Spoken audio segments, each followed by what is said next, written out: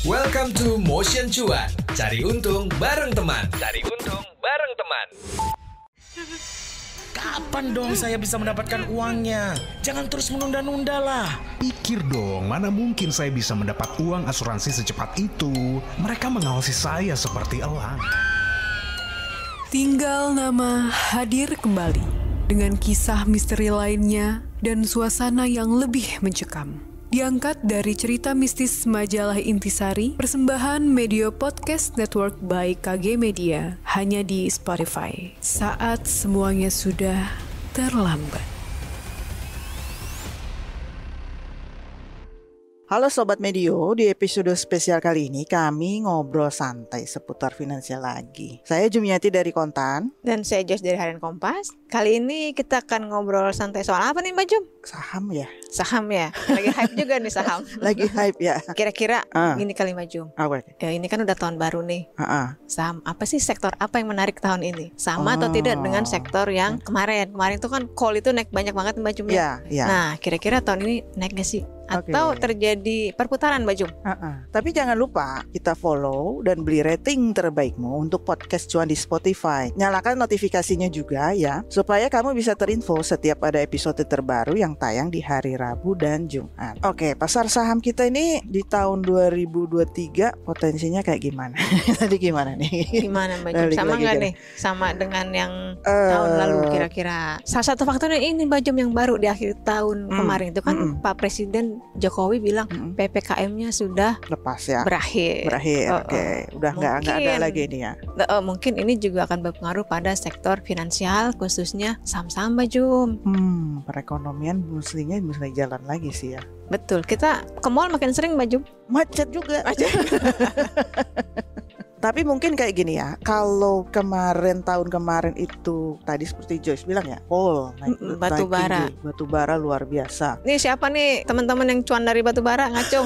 Dari sama apa Mbak Bumi? Bayan. Habis stock split luar biasa tuh. Luar biasa itu langsung market cap-nya tinggi luar biasa. Nah kalau IHSG sih tahun kemarin tumbuh positif ya. Kalau tahun ini gimana nih proyeksinya? Aku sih kemarin ngobrol Mbak Jum sama beberapa analis. Mereka cukup optimistis Mbak Jum. Tahun ini juga indeks juga bisa naik juga. Tapi kita mesti cautious apa sih Mbak Jum? Hati-hati. Waspada betul. Karena apa? Karena dari faktor yang eksternal seperti kenaikan tingkat suku bunga Fed itu masih terpikirkan masih akan lanjut Mbak Jum tahun ini. Nah ini kita harus ngomong nih bahwa pengaruh suku bunga The Fed yang jauh-jauh dari sana, ini selisihnya waktu sama kita aja 12 jam ya sama Amerika ya. Tapi pengaruh ke Indonesia dan sangat besar. Luar biasa suku bunga. banget. Ya kan? Betul. Kemarin naik lagi Desember terakhir ya. Diperkirakan kan sampai bulan Maret Fed itu masih menaikkan tingkat suku bunganya Mbak Jum. Kalau kata analis nih ya. Masih terus diharapkan akan flat atau turun. Betul. Tapi kelihatannya nggak turun juga ya. Iya, tergantung gimana kondisi di sana Mbak Jum ya. Nah ini yang akibatnya ya kan yang agak mengerikan tuh kayak yang waktu itu kita pernah ngomong itu Jess, awan hitam resesi dunia. Iya betul.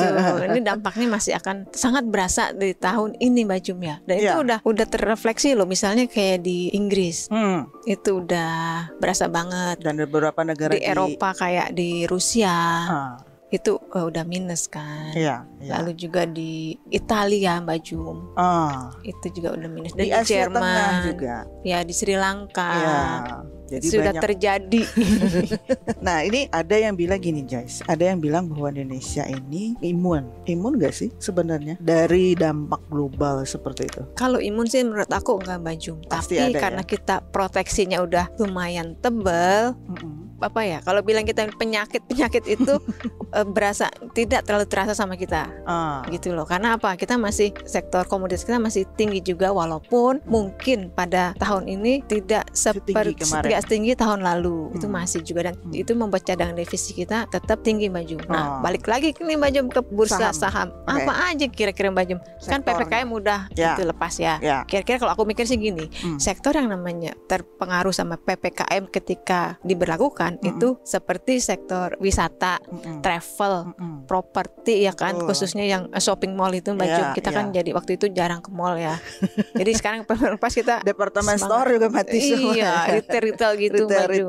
Ini mungkin akan masuk mulai membaik. menggeliat lah. Menggeliat lah. Moga-moga kemarin dia nggak banyak utang ya. Iya, masih bisa bertahan. Masih bisa bertahan. Jadi kira-kira sektor yang bisa diperhatikan yang karena situasi terbaru tahun ini ya mungkin kira-kira itu Mbak Jum ya. Istilahnya kalau di bursa itu Joyce namanya sektornya cyclical ya. Cyclical. Susah banget ngomongin cyclical. Nyarinya di situ kalau saham-saham yang seperti itu. Betul, teman-teman perhatikan itu saham-saham cyclical. Apa saja itu karena perubahan situasi terkini itu mereka berpotensi untuk bisa berkembang ya Mbak Jum ya. Terus mungkin ada sektor lain mungkin Joyce. Kalau finansial, kalau bank-bank besar itu mungkin masih akan bisa Mbak Jum ya. Masih akan berkibar-kibar. Masih akan berkibar. Walaupun kemarin tuh dari Desember sampai Januari pertengahan ini banyak yang udah take profit Mbak Jum. Bank-bank besar itu ya, terutama investor asing sudah mulai keluar ya, karena mereka udah akumulasi dari awal tahun 2022 ya, naik terus kan. Waktu mereka lumayan lah ngumpulin tuh 3 quarter keempat ya TP dong. TP. Akhirnya tapi kalau aku bilang sih untuk bank-bank besar ya masih worth it sih. Ada kemungkinan juga mereka kan ngasih dividen, Joyce. Betul. Jadi boleh lah kalau bank-bank besar ya. Cuman mungkin memang kalau ngomong sektor finansial itu kan ada, kemarin aku nyatet nih, ada 106 banyak emiten ya. Banyak banget ya. Jadi ya mungkin dipilih lah ya yang betul, yang bank besar, kapitalisasinya besar dan juga sudah fundamentalnya bagus. Tuh. Ini tinggal minimal kita bisa mengharapkan dari dividen. Kayak deposito tinggal merem aja udah Mbak Jum ya. Iya. Oke. Kalau kesehatan gimana Mbak Jum? Kesehatan beberapa emiten itu kelihatannya ada yang agak ngedrop ya. Mungkin karena kemarin kan pas lagi 2020 pas lagi COVID itu kan trennya naik cukup tinggi ya, karena mungkin orang berpikir ini yang paling tinggi di antara semua sektor yang lagi pasti mendem. Yang lain pasti mendem, yang ini masih naik gitu kan. Tapi ternyata nggak semuanya. Ada beberapa yang memang mungkin gini ya, di beberapa sektor yang ada di bursa kita juga harus memilih. Betul, lebih selektif lagi ya. Jadi stock pick lagi gitu kan, saham-saham yang nggak terlalu banyak utangnya misalnya ya. Karena apalagi dalam dolar. Ya, karena kalau utang kan dia harus bayar utang, bunga naik, begini, ikut naik. Iya, gitu kan, repot ini kan. Nah, utang nggak terlalu besar, pertumbuhan diharapkan bisa lah ya nambah gitu. Betul. Kalau yang basic nih, basic industry kayaknya dia kalau menurut aku sih itu selama masih ada pembangunan energi ya. Yang basic itu lebih ke kayak manufacturing, infra, manufacturing juga kayak TPIA, saham-saham inilah, saham-saham manufacturing lah gitu ya. Manufaktur besar biasanya Mbak Jum ya. Iya, sedikit teman ya, itulah harus stock pick lah ya. Kita nggak bisa. Betul, nggak hanya mentah saja. Dan juga kalau kita udah bikin stock pick berdasarkan fundamental, ketika kita mau membeli kita juga cek juga teknikalnya Mbak Jum. Ya nggak? Seperti Mbak Jum bilang tadi, momennya. Sekarang kan saham-saham bank-bank besar itu memang dia secara fundamental bagus. Seperti Mbak Jum bilang, dividen udah di tangan lah ya. Tapi apakah sekarang dia trennya juga sedang naik? Karena kalau aku perhatikan dari bulan Desember itu trennya turun Mbak Jum. Atau justru kita akumulasi.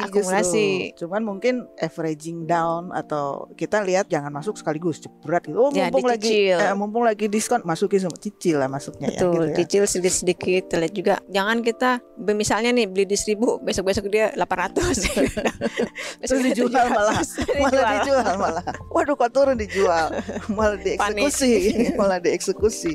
Dapat saran lah ya dari beberapa analis yang high dividend yield. Iya. Jadi kita berburu dividen. Karena kalau mengharapkan dari kenaikan harga saham, itu kan berarti growth dari perusahaan ya. Nah, growth dari perusahaan ini karena menghadapi resesi seperti ini ya agak susah gitu diharapkan. Agak seret.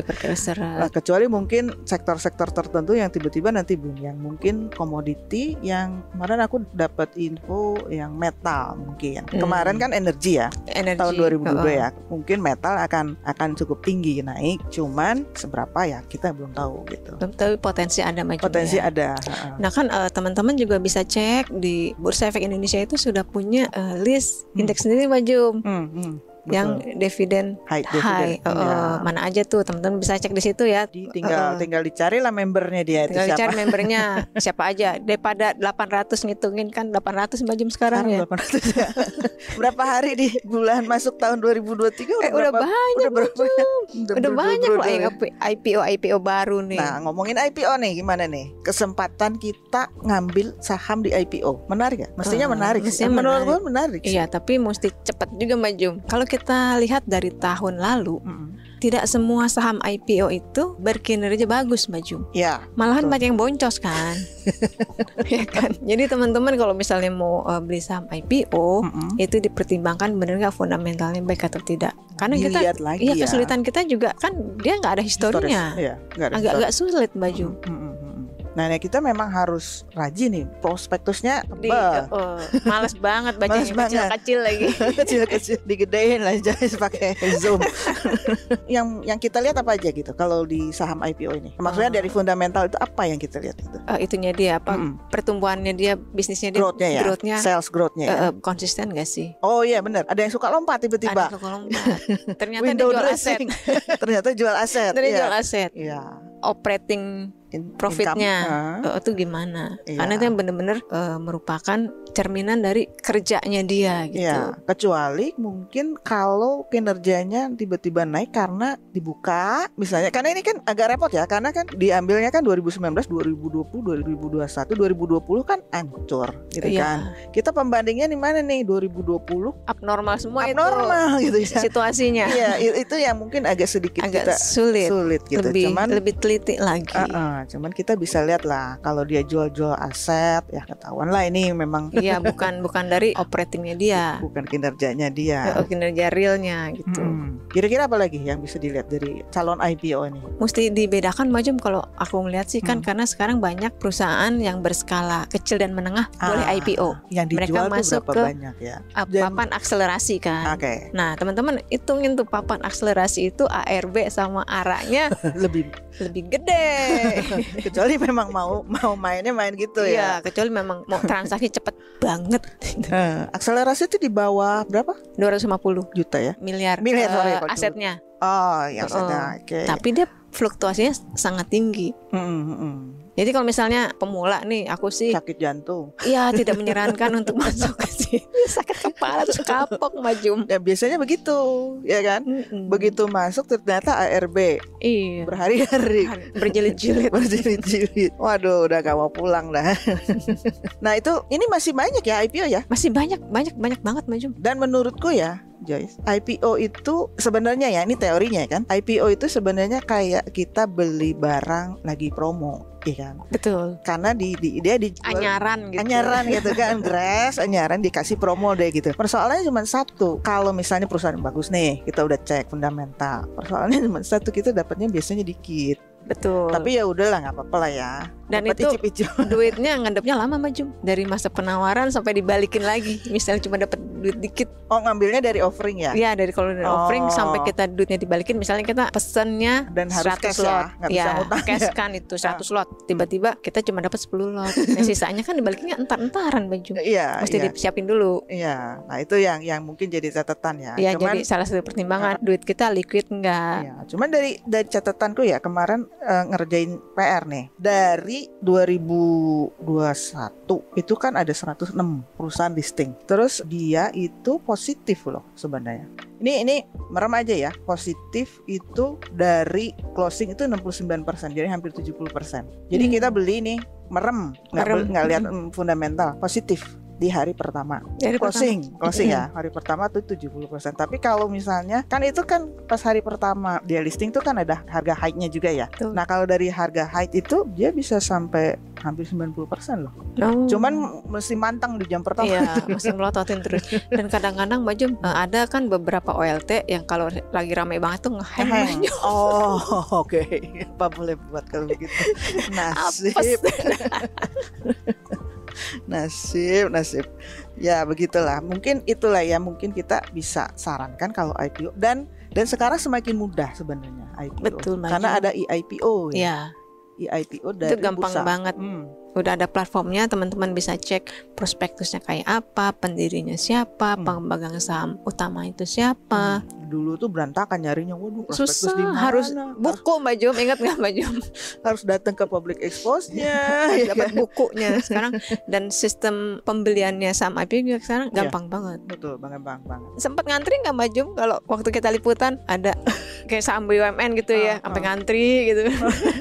Ya kalau ngantri biasanya dia naiknya beberapa hari langsung ya. Banyak. Oke, kita sudah dulu mungkin obrolan kita kali ini ya. Iya, panjang benar nih Mbak Jum nih. Panjang berapa? Kayaknya menarik nih.